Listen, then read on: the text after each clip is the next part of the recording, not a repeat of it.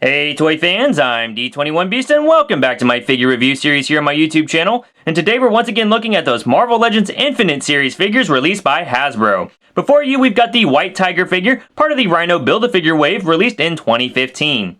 Now, if you're not familiar with White Tiger, there have actually been 5 different heroes to carry that name in the Marvel Universe so far. The first being Hector Ayala, who first appeared in 1975's Deadly Hands of Kung Fu number 19, created by Bill Mantlo and George Perez.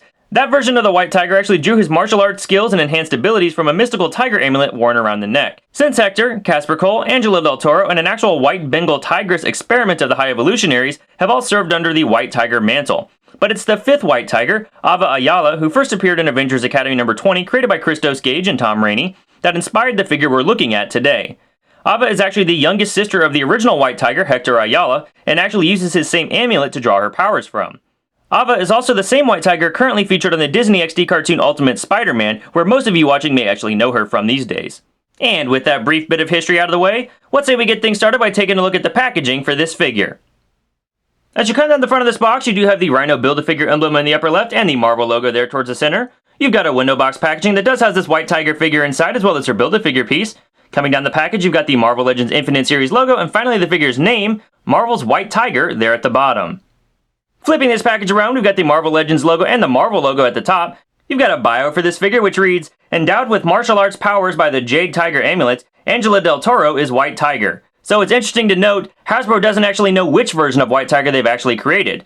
If we compare the image on the back of this packaging to the Angela Del Toro White Tiger, and then again to the Ava Ayala White Tiger, it's pretty clear that this figure's based off the Ava Ayala White Tiger, so I'm not sure why Hasbro got that wrong.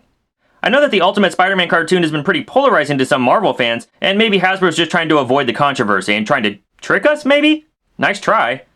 Finally, at the bottom of this packaging, we do have that Rhino Build-A-Figure emblem one more time, followed by a complete lineup of all the figures currently available in this wave, as well as what their Build-A-Figure pieces combined to create. We have Rhino off there to the left. Alright guys, well that's the packaging. Let's say we get White Tiger out of the box and see what she's all about. Alright toy fans, so here we have White Tiger out of the packaging, and she's a pretty decent figure overall. She does actually reuse the same body mold we saw with the Ultimate Spider-Woman, Mayday Parker, and with Anya Corazon. All of these figures I've reviewed, linked in the description below. But the new pieces we're getting on this figure are the head sculpt, which I actually like quite a bit. As you can see here, she has a long sculpted hair piece, but it does kind of swoosh off to the side here, so it doesn't prevent articulation when you try to make her look up, which I think is great. See, she can look up pretty well. They've got some nice clean paint there and on the eyes. I got some paint here on the amulet around her neck. It's surprising that it's not just a solid piece of plastic. Hasbro kind of does that from time to time, so I'm glad that we actually have paint applications on there. She's got some nice tiger stripes painted on the shoulders and around her waist. She's got these sort of claw hands. I'm not sure if those are reuses of Black Cat, just kind of cloned to the other side, but looks very good for her hands there. And then coming down the figure, we have no other paint here on the legs. Back of the figure also, not a lot of paint going on, basically just the stripes that we're looking at here.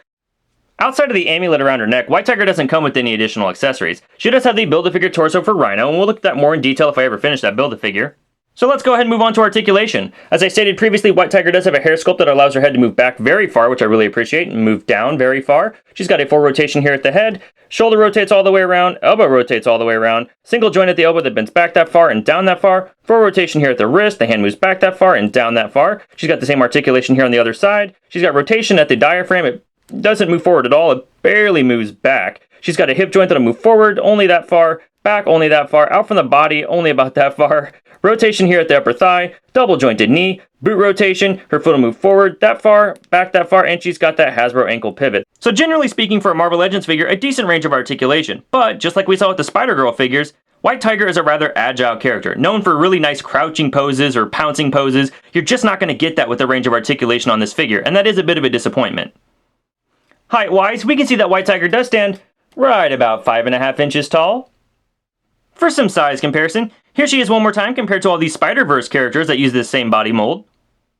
Here she is compared to the Marvel Legends Pizza Eating Spidey that was released earlier this year. And finally, here she is compared to the 6-inch scale Marvel Legends Infinite Series Wolverine. Alright toy fans, well that's my review of the Marvel Legends Infinite Series White Tiger figure, part of the Rhino Build-A-Figure wave released by Hasbro in 2015.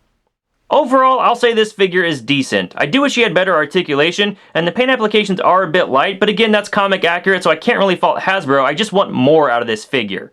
I would say she's a rather obscure pick for Hasbro, but she's been featured prominently for the last 3 years on the Ultimate Spider-Man cartoon, and maybe that's where your interest in this figure lies. If you're a fan of that animated series, you probably want to go ahead and pick this up, as it's probably the best representation of White Tiger you're going to get. But if you're not a completionist or not a fan of White Tiger, you may want to go ahead and give this figure a pass. Well, thanks for watching this review, guys, and a special thanks to Jane for making this review possible. If you guys like what you saw here, please feel free to rate, share, and subscribe. Also, be sure to hit me up on Twitter and Instagram at D21Beast. Thanks for watching, and we'll see you next time.